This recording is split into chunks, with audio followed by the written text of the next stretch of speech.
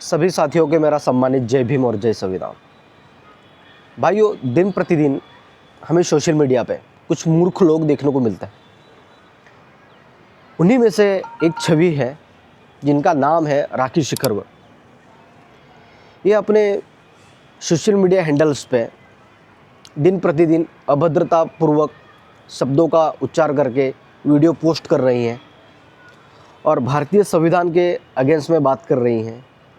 ये बात कर रही है भारत देश के मूल निवासियों की, ये बात कर रही है मुग़ल शासन, ये बात कर रही है राजपूतों के बारे में। इनका कहना ऐसा है कि जब राजपूत अंग्रेज़ों के अगेंस्ट में लड़ रहे थे तो भारत के मूल निवासी कहाँ थे। इतिहास के बारे में हम बात करेंगे, लेकिन सबसे पहले ये जो राखी जी है, ये एक महिला है, इनका हम सम्मान करते हैं, लेकिन ये क्या कह रही है ये आप पहले देख लीजिए। कुछ लोग बोलते हैं कि इस देश के मूल निवासी वो हैं। अगर भड़वो तुम इस देश के मूल निवासी थे तो अंग्रेजों से और उनसे मुगलों से सबसे हमारे पुरखे क्यों लड़े? तुम कहाँ बनने पिछवाड़ा कुटवाते हुए रह गए हैं? तुम लोग भी लड़ लेते। और एक और बात, अंग्रेज तो चले गए लेकिन अपनी संतानें छोड़ गए। जो यूजीसी का कानून लेके आई है ना जो पार्टी, समझ लो वो अंग्रेजों की औलादे ही है, क्योंकि यूजीसी का कानून लाने के बाद वह फूट डालो और शासन करो। जब किताबें एक ही पढ़नी है सबको तो समानता दो ना भाई। संविधान में तो समानता है भाई। ऐसा कैसा संविधान वाला है बनाया है? कोई गांजा वांजा पी के बना दिया क्या? और हम जनरल वालों ने भैया कौन सी, एक तो ऐसा लगता है जैसे पिछवाड़े में इतना दर्द दे दिया हम लोगों ने कि सारी पार्टी की दर्द होना चालू हो गया है। शर्म कर लो मोदी जी थोड़ी सी तो। मैं तो ये बोल रही हूँ चूड़ियां सस्ती करवा दो बाजार में। श्रवण सांसद बैठे हैं सरकार में, गिफ्ट में भेजो उनको चूड़ियां। जय मां भवानी। तो भाइयों, आपने इस महिला का वीडियो तो देख लिया है। महिला बात कर रही है मूल निवासियों के बारे में और महिला बात कर रही है मुग़लों के बारे में और राजपूतों के बारे में। तो सबसे पहला जो पॉइंट है इस महिला ने जो बोला है भारत के मूल निवासी, तो आइए इतिहास के बारे में जानते हैं और सबसे पहले ये जानेंगे कि भारत के मूल निवासी आखिर में कौन थे। भाइयों, जैसे आपको स्क्रीन पे अभी दिख रहा है कि भारत के मूल निवासी आदिवासी समाज, जिन्हें कबीलाई समाज भी कहा जाता है, इस धरती पर तब से है जब आधुनिक सभ्यता का आविष्कार भी नहीं हुआ था। इससे साफ साफ स्पष्ट होता है कि आदिवासी समाज जो है इस धरती पर तब से रह रहा है जब से आधुनिक सभ्यता का, मतलब पढ़ने लिखने वाला कोई साधन उपकरण भी मौजूद नहीं था, तब से इस धरती पर आदिवासी समाज रह रहा है। ठीक है। और इतिहास जान लीजिए भाई, द्रविड़ीय और ऑस्ट्रिक भाषा बोलने वाले समुदाय का इतिहास लगभग 50 से 70 हज़ार साल पुराना माना जाता है। ठीक है। अभी एग्जाम्पल के तौर पे मैं ये सब दिखा रहा हूँ आपको, इंटरनेट पे आप सर्च करके भी देख सकते हैं। और इनकी संस्कृति जान लीजिए भाई साहब। इनकी संस्कृति बहुत ही प्राचीन और धर्म से भी पहले इस धरती पर मौजूद है। मतलब आपका धर्म भी जब पैदा नहीं हुआ था तब से इस पृथ्वी पे आदिवासी समाज रहता है।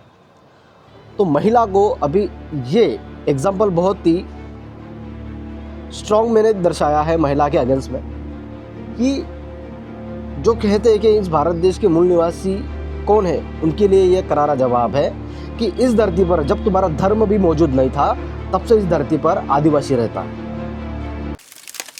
तो राखी जी का एक पॉइंट यहाँ पे क्लियर होता है कि भारत के मूल निवासी जो है वो आदिवासी समाज है।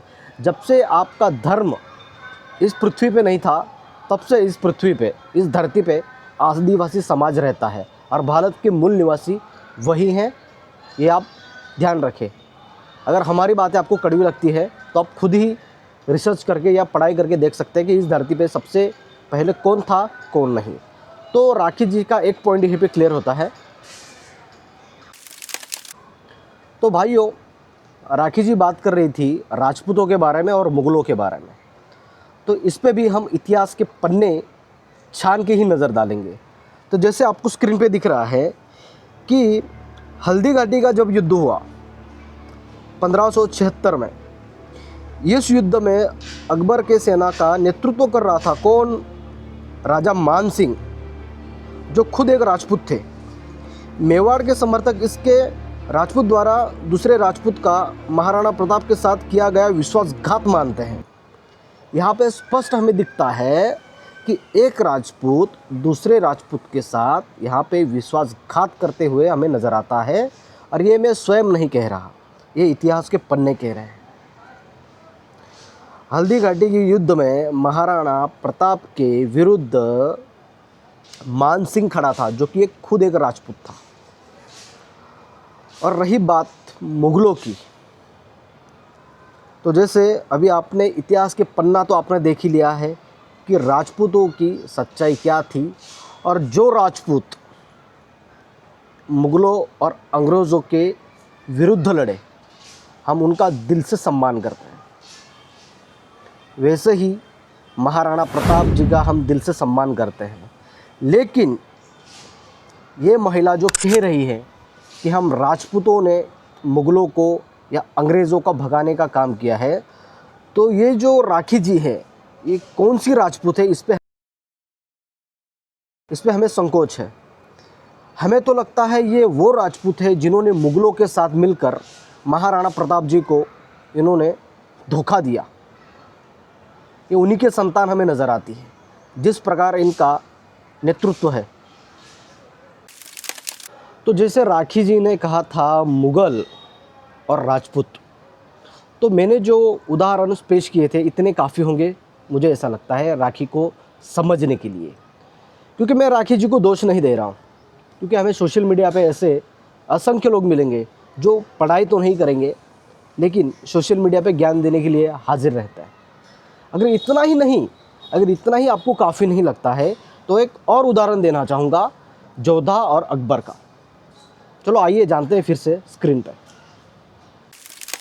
तो भाई स्क्रीन पे जैसे आपको दिख रहा है कि अकबर ने सबसे पहले उमेर जयपुर के राजा भरमल के साथ हाथ मिलाया और उनकी बेटी जोधाबाई हरकाबाई से विवाह किया। और अकबर जो कौन था, वो एक मुग़ल शासक था। और जयपुर के राजा जो कि एक राजपूत थे, उन्होंने अपनी बेटी जोधाबाई का विवाह अकबर के साथ किया। ये हमें इतिहास में देखने को मिलता है। एक राजपूत ने एक मुग़ल के साथ अपनी बेटी का विवाह किया, ये ध्यान देने वाली बात है। कई कट्टरपंथी राजपूतों ने उस समय इसे धोखा माना। उनका तर्क था कि अपनी बेटियों का विवाह मुग़लों से करना राजपूत आन बान शान और परंपराओं के विरुद्ध है। मेवाड़ और बूंदी जैसे राज्यों ने लंबे समय तक उमेर के कछवाहा राजपूतों के साथ रोटी बेटी का संबंध तोड़ दिया था, क्योंकि उन्हें लगा कि उन्होंने मुग़लों के सामने घुटने टेक दिए हैं।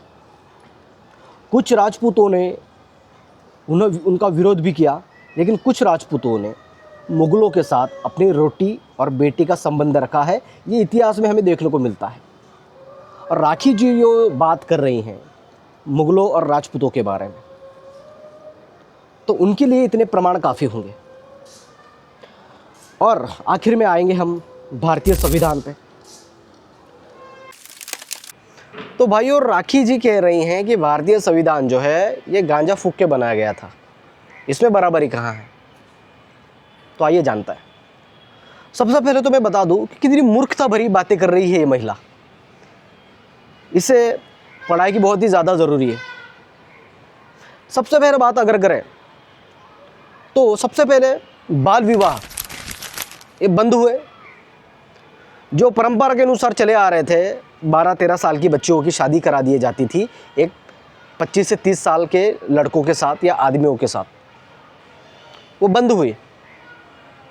जो आपको पति के और आपके पिताजी के संपत्ति में अधिकार नहीं थे, वो अधिकार आपको प्राप्त हुए संविधान के माध्यम से। तभी तो आप जैसी महिला अपने पति से जब डिवोर्स लेती है तब उनकी संपत्ति में अधिकार मांगती है। ये भी संविधान के माध्यम से ही है।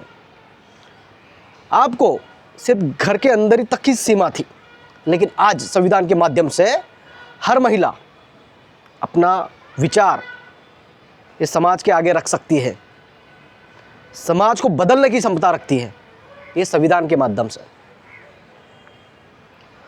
और जो लिंग पे भेदभाव था कि महिलाओं को इस क्षेत्र में प्रवेश नहीं है।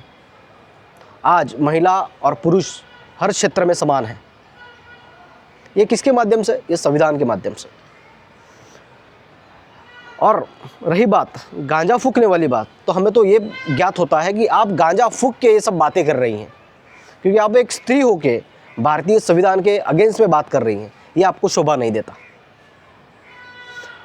हर स्त्री को भारतीय संविधान का सम्मान करना चाहिए, क्योंकि भारतीय संविधान ही है जो उनको न्याय अधिकार दिलाता है। नहीं तो सती प्रथा तो सदियों से लागू थी। क्या भूल गए?